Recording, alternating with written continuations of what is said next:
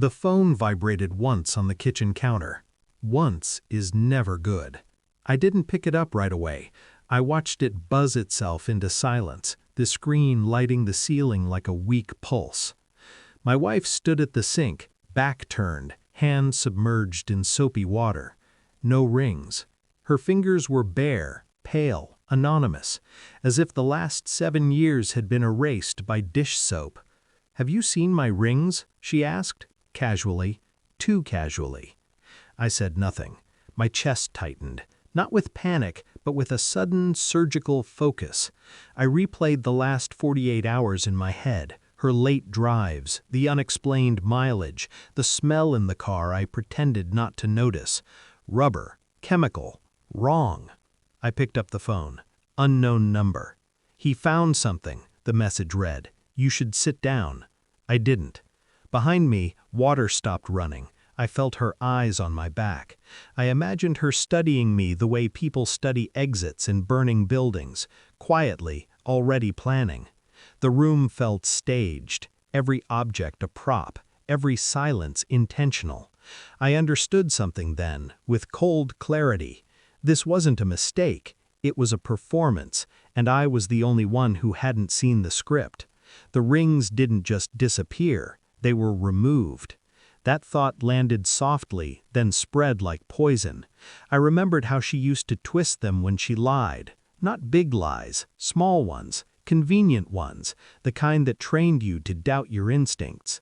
I found the condom in her car that night, tucked beneath the passenger seat like a confession she never planned to give.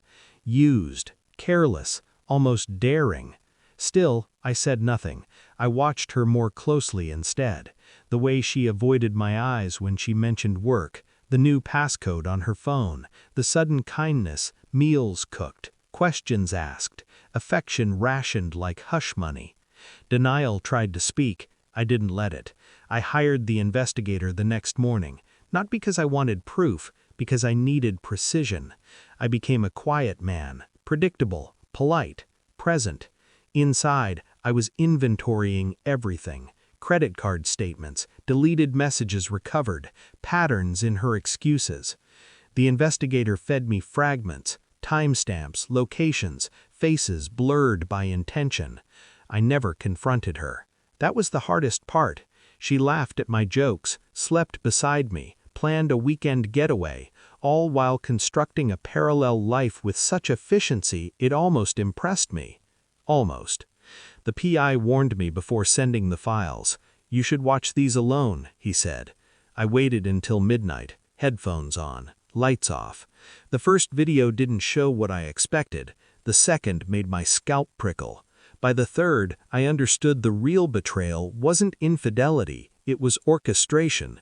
She wasn't just cheating, she was setting me up.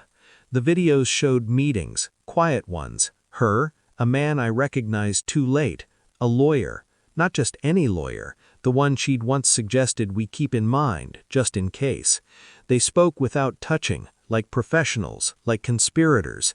I read lips, I watched documents exchange hands, false allegations, pre-written timelines, a strategy to empty me before I ever knew I was bleeding. I printed everything. When I placed the folder on the table, she went pale. "What's this?" she asked. I met her eyes for the first time in weeks. "Your contingency plan," I said. She collapsed into the chair. I remained standing. I didn't raise my voice. I didn't accuse. I simply informed her. I had already retained counsel, better counsel. I had filed first, quietly, strategically. Her lawyer, our lawyer, was now a witness, compromised beyond recovery.